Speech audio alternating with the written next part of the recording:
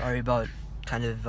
shady lighting. It's like later in the evening. The sun's gonna go down soon. I wanted to talk about something that I was kind of writing about and taking notes about today, which was like American style of training versus Russian style of training. I was first kind of introduced to the topic of this and like the fact that there's like a discrepancy between the two, and there's like differences between the two in watching some of like the Russians training videos, and then also seeing the what was it forget what it's called. The word slipped my mind, but when Boris Shako and Misha Koklev went with Mark Bell, and they had a clinic. That's what it's fucking called, a clinic. Like they had their seminar, and they kind of talked about some of the different principles that the Russians have that are unique to the Russians and kind of different from the Americans. And Russians, almost stereotypically in both Olympic weightlifting and powerlifting, are kind of almost like legendary or badass or the best in the world. And it's kind of similar to like the stereotype of like, I guess, like the Chinese being like really good at like fucking piano or something. Not to be not to be like racist or something, but I'm saying like just the stereotype is very strong and it's very general, and it holds like maybe someone who doesn't even know too much about weightlifting can say that like, oh, like some of the Russians are the best, just allegedly or stereotypically. So some of the things that I was thinking about, and I realized that I try to do this and have gotten better at doing this with my own training and still have a long way to go, is like some philosophical differences between American training and Russian training. So Misha Koklev in his clinic, in a seminar, he talks about how the Russians, they do their training with a piece of paper and a pen, and it's very methodical, it's very precise, it's very like calm and focused, and there's no hype, there's nothing unnecessary, and no kind of like oh, like I'm like so fired up and like, oh, I'm like so hardcore and like I'm gonna like like, oh, I have to die or I'm gonna hit the set. And I think it's a good mentality to have, but then like just while you like get hyped up, you get that focus, and then you're calm, and you hit it with as perfect form as you can, and you try, and this is the key, is that you try after and see what went wrong. So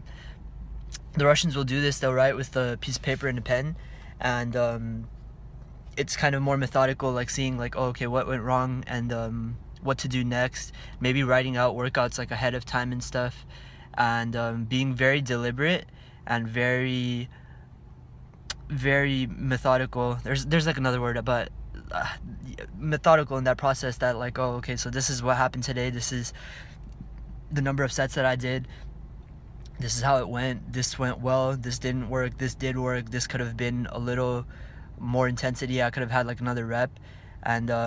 in that way their training is much more calm, much more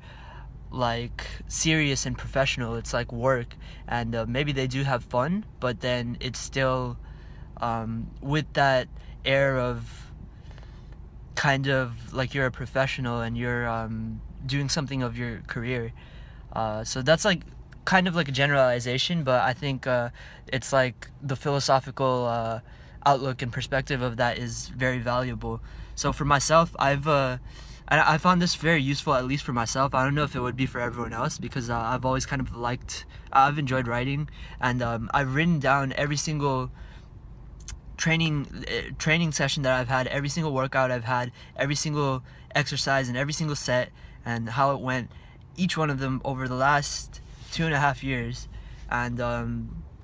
it's like I think it's been a useful thing. It kind of happened like by accident, or I saw like you can log your training and stuff, and I kind of had like an obsessive kind of habit of doing that.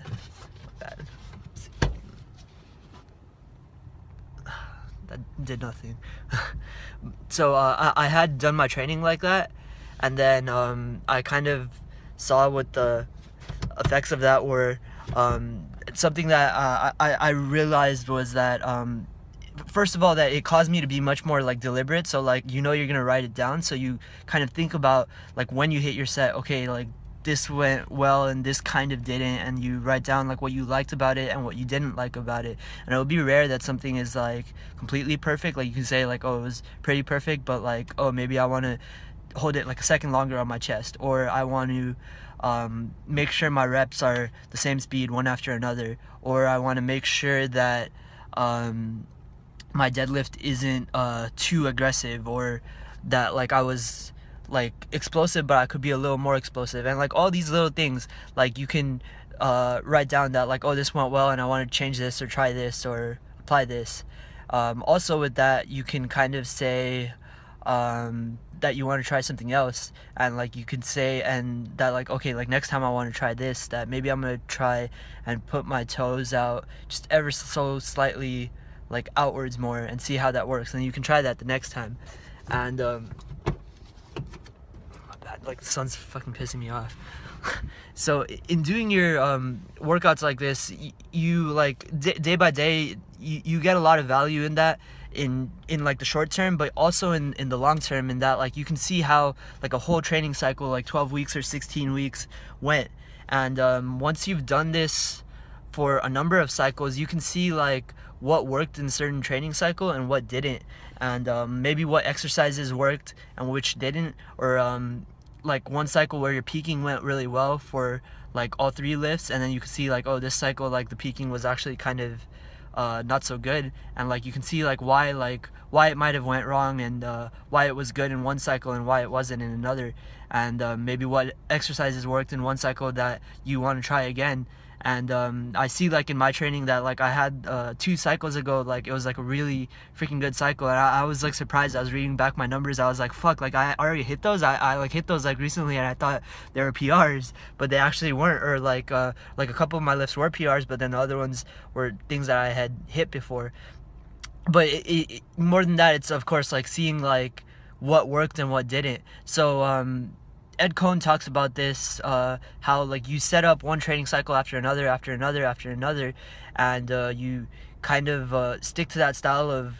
like seeing what worked and what didn't, and you do that over a long time, and suddenly you've put on just like, oh, like 10 pounds a cycle, 5 pounds a cycle, but you do that for like 4 years, 5 years, 10 years, 15 years, 20 years. Suddenly you're like pretty good, you're up there, you're one of the best lifters, or pretty damn good.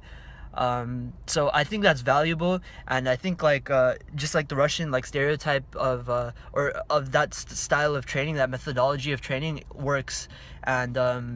it's like practical and effective because of those reasons. And on the flip side, I don't say that this is necessarily like American style of training, but I see this with my generation, and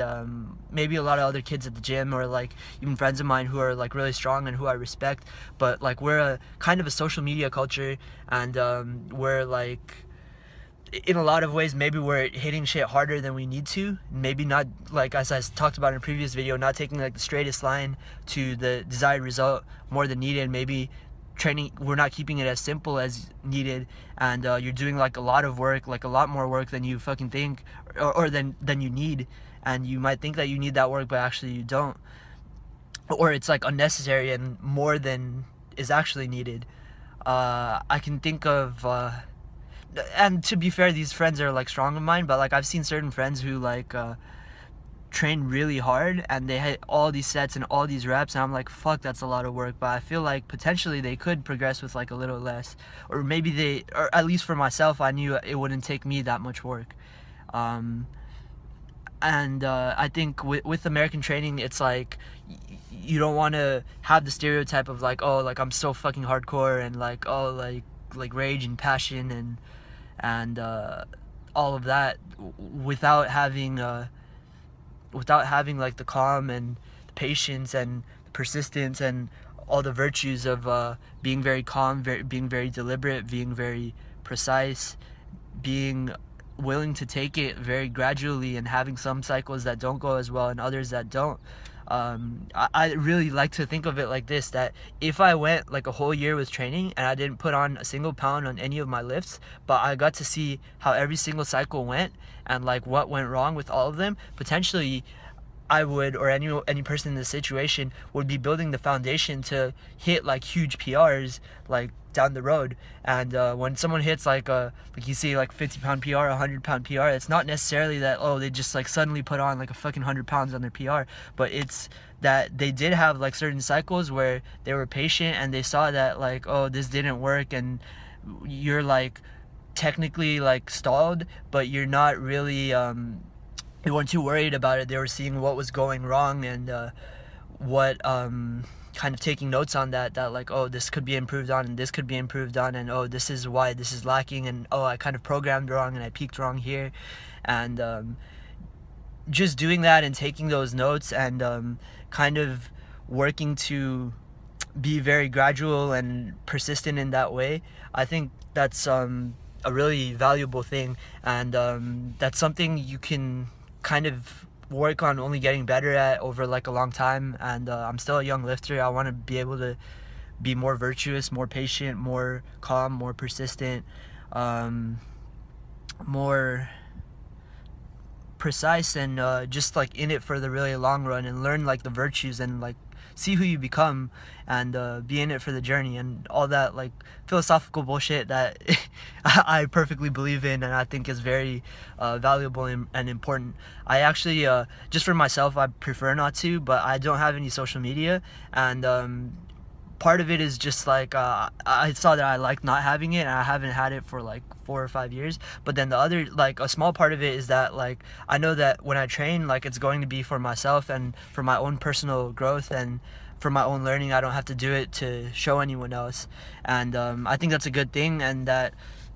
maybe it's good not to always be sharing so much on social media and to be doing a lot of your training for yourself. If you look at any of those Russian lifters, look at like Malanichev or Kirill Sarychev or Misha Koklev or a number of those guys, KK, the deadlifter.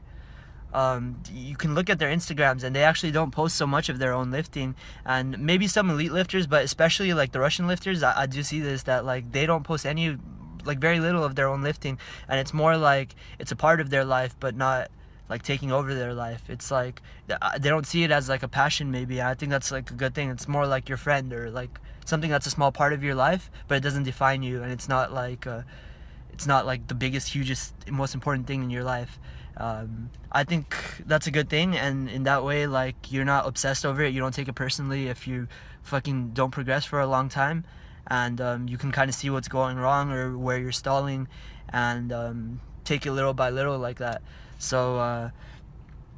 that's kind of maybe a difference in Russian perspective versus American perspective, or rather just that's like stereotypes and stuff, and Americans maybe were like too into hitting like hardcore lifts or whatever. That's like the stereotype. But Russian perspective versus American perspective, or rather we can just see it as like being calm and patient and mature as a lifter versus being like a social media culture and like all these fucking idiot YouTubers. I'm sorry, but like the really big YouTubers that are like all about hype and like steal your motherfucking I can't call out someone or anything, but yeah, like we should be more about maturity if we want to grow and progress and develop as a person and become the best lifter that we can be. I think maturity and those virtues and that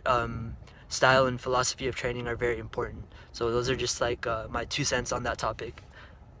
Good luck.